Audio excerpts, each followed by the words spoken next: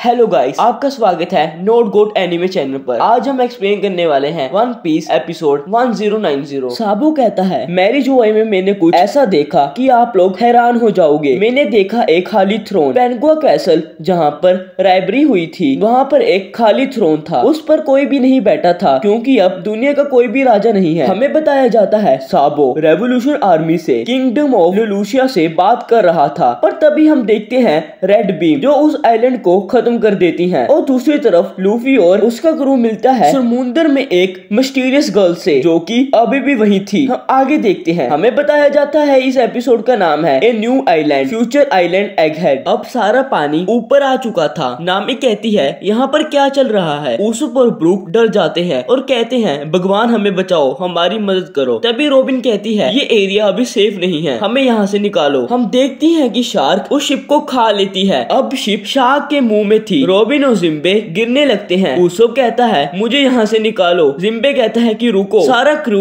बहुत जल्दी करने लगता है। शार्क उस शिप को खाने ही वाली होती है पर वो मिस कर देती है। अब सब लोग नीचे गिरने लगते हैं। जोरो कहता है, ये कोई ऑर्डिनरी शार्क नहीं है, ये बहुत ज्यादा बड़ी है और लोहे से बनी है। अब शिप हवा में थी और अब वो जायंट आयरन शार्क पानी में चली जाती है। जिम्बे कहता है, टाइट पकड़ो, हम लोग पानी में गिरने वाले हैं। हम लूफी, चॉपर और बोनी को भी देखते हैं, वो भी अब पानी में थे। जिम्बे कहता है, नहीं, लूफी और बाकी लोग पानी में गिर गए, ये अच्छा नहीं हुआ। जिम्बे कहता है, फ्रैंकी तुम शिप का कंट्रोल संभालो और शिप हमारे पास लेकर आओ। जिम्बे तभी पानी में छलांग मार देता है। फ्रैंकी कहता है, ठीक है। जिम्बे पानी में जाता है और लूफी को ढूंढने की कोशिश करता है। तभी वो देखता है वो उसके पीछे थे। फ्रैंकी कहता है, मैंने उसे हाँ तो कह दिया, पर मैं उन्हें इस समुद्र में कैसे ढूंढूंगा, इसकी लहरें बहुत ज्यादा तेज हैं। तभी हम देखते हैं वो शार्क उनके पीछे ही थी। फ्रैंकी कहता है, मुझे कोई रास्ता ढूंढना होगा, चलो सनी चलें। शिप के नीचे से एक बूस्टर निकलता है। फ्रैंकी उसका नाम रखता है रैबिट स्क्रू, जो कि शिप को बहुत ज्यादा तेज कर देता है। फ्रैंकी कहता है, अब हम लोग पीछे नहीं रहेंगे, पर वो शार्क उस शिप को स्कैन करने लगती है और उन पर 2 टॉर्पीडोस को फायर करती है। उसूप लूफी को ढूंढने की कोशिश करता है और वो टॉर्पीडोस को देख लेता है। वो फ्रैंकी को कहता है, यहाँ से निकलो, टॉर्पीडोस आ रहे हैं, पर वो टॉर्पीडोस उन्हें हिट कर देते हैं। हम इसके बाद सांजी, नामी और रोबिन को देखते हैं। शिप हवा में होती है। उसूप कहता है, ऐसे तो हम लोग डूब जाएंगे। इसके बाद हम देखते हैं शिप पलट जाती है और वो समुद्र में डूबने लगती है। जिम्बे कहता है,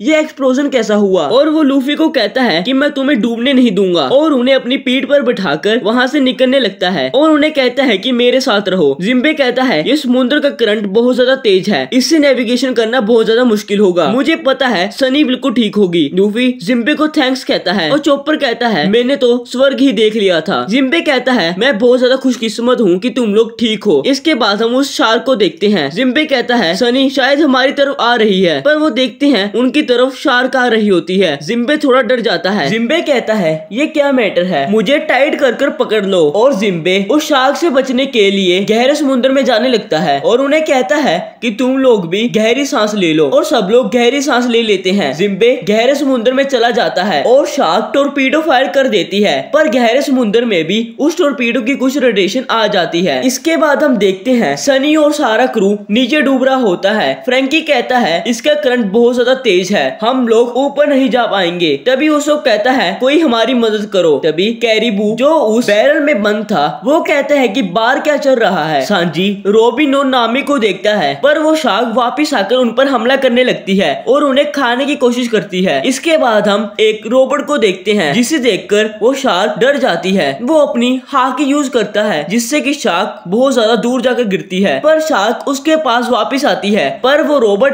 उसे एक मुक्का मारता है, जिससे कि शार्क डूब जाती है। इसके बाद हम शिप को देखते हैं और क्रू भी नीचे डूब रहा होता है। फ्रैंकी कहता है, इस समय में मैं कुछ भी नहीं कर सकता। उसूप भी सांस न आने की वजह से मरने ही वाला होता है और शिप भी बहुत ज्यादा गहरे समुद्र में चली जाती है। इसके बाद हम देखते हैं मरीन के कुछ ऑफिसर एक बोतल में हरे रंग का लिक्विड लेकर जा रहे होते हैं। हमें बताया जाता है ये है नेवल ब्रांच G14। इसके बाद हम किसी की आवाज सुनते हैं जो उन्हें कहता है, ठीक है सब लोग, और वो होती है तशिगी, जो कि नेवी हेडक्वार्टर की कैप्टन होती है। हम देखते हैं कुछ जायंट बच्चों को, वो उन्हें कहती है मेडिसिन लेने का टाइम हो चुका है, सब लोग एक कप पिएंगे, और बच्चे उस कप को पीने लगते हैं और तशिगी को थैंक यू कहते हैं। वो बच्चे कहते हैं इसका टेस्ट थोड़ा सा अजीब है, और कुछ बच्चे कहते हैं मैं इसे पीना नहीं चाहता, इसका टेस्ट बहुत ज्यादा खराब है। और एक बच्चा पूछता है कि हमें ओरिजिनल साइज में आने के लिए ये सारा ड्रिंक पीना होगा, और तशीगी कहती है हाँ। तो वो बच्चे पीने लगते हैं जिससे कि वो जल्दी ठीक हो पाए। तभी एक बच्ची तशीगी से पूछती है क्या मैं थोड़ी सी चेंज हुई हूँ? तशीगी कहती है हाँ बहुत ज्यादा मोचा। वो कहती है मैं अपने घर जाना चाहती हूँ। तशीगी कहती है तुम्हें बस थोड़े देर ही रुकना होगा। हमें बताया जाता है इन बच्चों को किडनैप किया था कैशियर क्लाउन ने, जो कि एक फेमस साइंटिस्ट है। वो अपनी लैब में एक्सपेरिमेंट करता था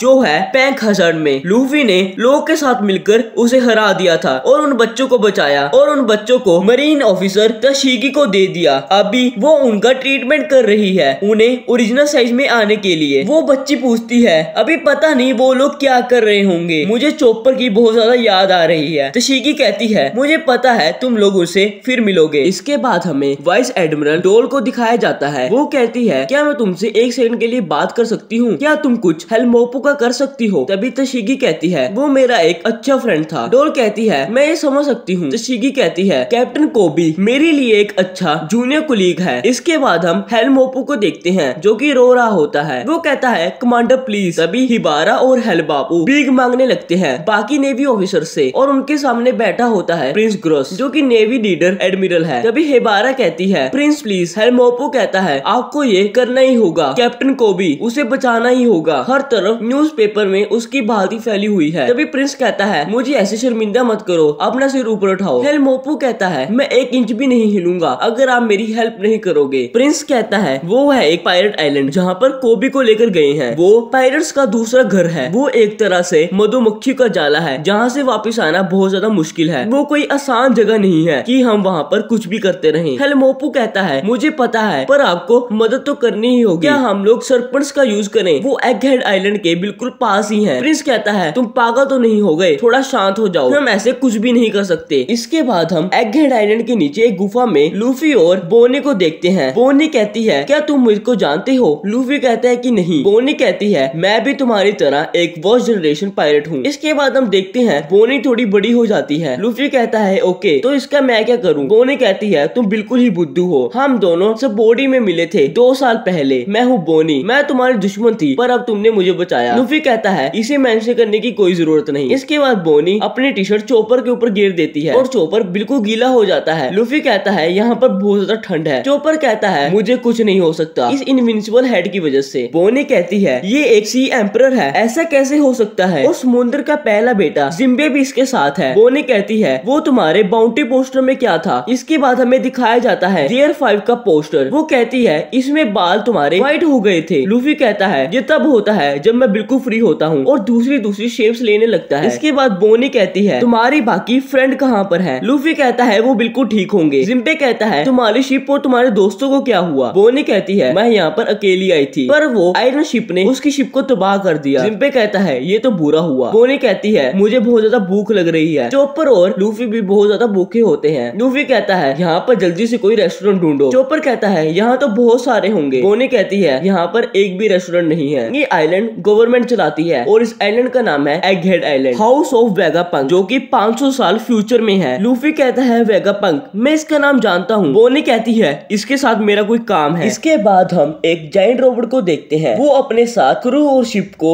ऊपर ले आता है सेफली। तभी फ्रैंकी कहता है तुम्हारा शुक्रिया, क्या सनी ठीक है? वो सब उस जायंट रोबोट को देखते हैं। फ्रैंकी और ओसोप उस रोबोट को देखने के बाद बहुत ज्यादा खुश हो जाते हैं। रोबिन पूछती है कि उस रोबोट को कौन ऑपरेट कर रहा है। वो रोबोट खुलता है। सांजी कहता है कोई बाहर आ रहा है। एक लड़की आती है और कहती है मैं फिर से नाकाम हो गई, मैं इन जिंदा लोगों को नहीं पकड़ना चाहती थी और ये तो पायरेट्स भी हैं। फ्रैंकी कहता है हम तुम्हें नहीं जानते पर तुम्हारा शुक्रिया, तुमने हमारी जान बचाई। वो लड़की कहती है मैंने उस मैकेनिकल शार्क को ऑर्डर दिया था तुम पर निगरानी रखने के लिए और रिपोर्ट देने के बाद फायर करने को भी। मुझे लगा अगर वो तुम्हें खा लेगी तो मेरे पैसों को क्या होगा और वो सारा सामान भी चला जाएगा। पता नहीं उसके प्रोग्रामिंग में क्या हुआ, शायद वो ग्लिच आ गया होगा। वो सबको देखती है और स्माइल करने लगती है। वो कहती है तुम्हें क्या लगा मैं पायरेट्स को बचाऊंगी? मैं एक ओनली जीनियस साइंटिस्ट हूँ जो कि गवर्नमेंट के लिए काम करती हूँ। मेरा नाम है वेगापंक। और यहीं पर वन पीस का 1090 एपिसोड खत्म हो जाता है।